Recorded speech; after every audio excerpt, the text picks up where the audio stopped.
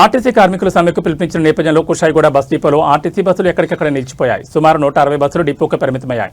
ఈ నేపథ్యంలో RTC JAC నాయకులు కార్మికులు డిపో వద్దకు చేరుకుని బస్సులు కదలకుండా నిరసన వ్యక్తం చేశారు. ఆర్టీసీ సమ్మెలో భాగంగా కుషాయిగూడ బస్ డిపో ముందు బతుకమ్మ ఆడారు మహిళా కార్మికురాలు.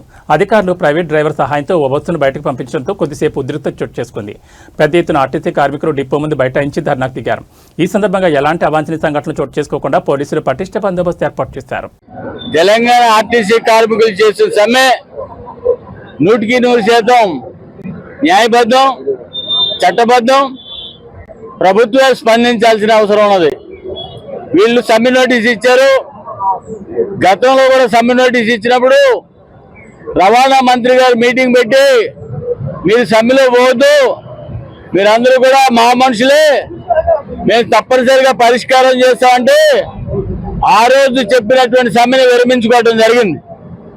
ఈ రోజు వరకు కూడా దగ్గర 3-4 నెలలు అయితే కూడా ఆయన నుంచి ఎలాంటి స్పందన లేదు.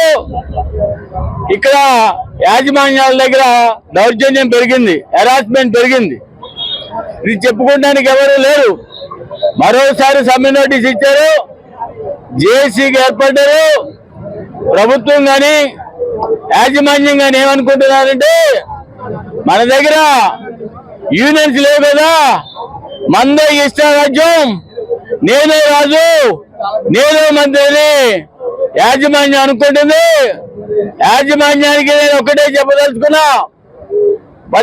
ఒక 3 నెలల క్రితం ఇక్కడే ఆచారంలో 2000 మంది పనిచేస్తున్నటువంటి మహిళా కార్మికులు ఏ రకంగా యూనియన్ రోడ్డు మీదకి వచ్చారు, వాళ్ళకి జరుగుతున్నటువంటి అన్యాయాన్ని, హరాస్మెంట్ భరించలేని పరిస్థితిలో సమ్మెకు వచ్చినాము.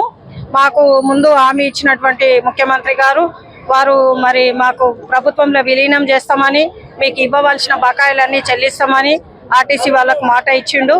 మరి ముందున్న సీఎం గారు కేసీఆర్ గారు మమ్మల్ని 9 సంవత్సరాలు ఇబ్బందులు పెడుతుంటే అప్పుడు ఎలక్షన్ల సమయంలో మరి ఈయన నేను మీకు చేయితోని ఇస్తా, మీకు అండగా ఉంటా అని మాట ఇచ్చి ఈ రోజు మాకు తప్పనిసరి పరిస్థితిలో సమ్మెకు దిగే విధంగా చేస్తున్నారు. మరి ఆయన ఇచ్చినటువంటి మాటలు నెరవేరిస్తే మాకు కూడా బాగుంటది కదా. మరి మహిళా పథకం అని మహాలక్ష్మి పథకం పెట్టి ఈ రోజు నేను పెట్టినటువంటి పథకం విజయవంతంగా నడుస్తుందంటే మేము ఆర్టీసీ కార్మికులుగా ఎంత కష్టపడుతూ ఆర్టీసీ అని సభాముఖంగా తెలియజేస్తున్నాను. ఇంకోటి ఏంటంటే మన తెలంగాణ ఆంధ్రప్రదేశ్ ఉన్నప్పుడు ఈ బాధలు లేకుండే మేమంతా ఐక్యతగా ఉండి కొట్లాకు ఇవాళ ఆంధ్ర రాష్ట్రం మంచిగా ఉంది. ఇవాళ తెలంగాణ ఆర్టీసీ ఏసీ మొత్తం మేమేది ఒకటే, వెంటనే మాకు ఇవ్వాలి.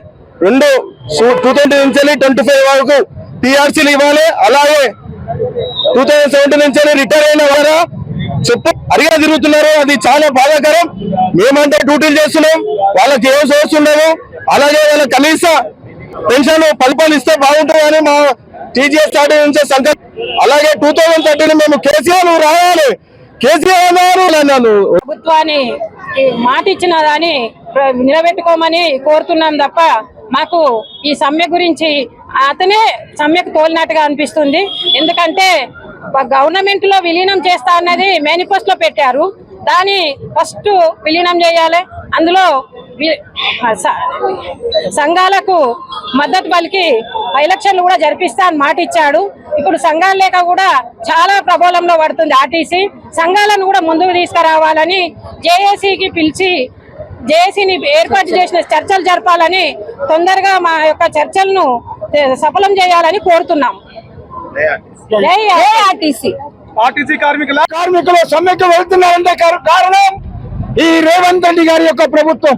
ఎందుకంటే ఆర్టీసీ కార్మికులు ఆ రోజు రేవంత్ రెడ్డి గారికి అండదండగా ఉండి, అయ్యా రేవంత్ రెడ్డి గారు మీరు ఈ రోజు అధికారంలోకి వచ్చారంటే కారణం మా ఆర్టీసీ కార్మికుల కష్టాలు నిజంగా ఉన్నాయి. ఎందుకంటే ఆనాడు మీరు ఎలక్షన్ లో పోయేటప్పుడు పెట్టినటువంటి మేనిఫెస్టోలో ఆర్టీసీ కార్మికులను ప్రభుత్వంలో విలీనం చేస్తా ఉన్నావు.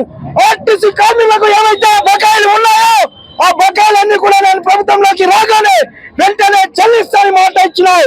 అలాంటి మాటకు మా ఆర్టీసీ కార్మికులంతా కూడా కష్టపడి నిరంతరం బస్సులో కూడా మరి ఎలక్షన్ లో ప్రచారం చేసినట్టుగా రేవంత్ రెడ్డి ప్రభుత్వానికి ఓట్లేయాలని నిరంతరం కష్టపడినటువంటి కార్మికులు అంటే ఈ రోజుల్లో అధికారంలోకి ముఖ్యమంత్రి అయినామంటే కారణం మా ఆర్టీసీ కార్మికులు, మా ఆర్టీసీ కార్మికుల కష్టాలు. కాబట్టి మేమేమైనా గొంతమ్మ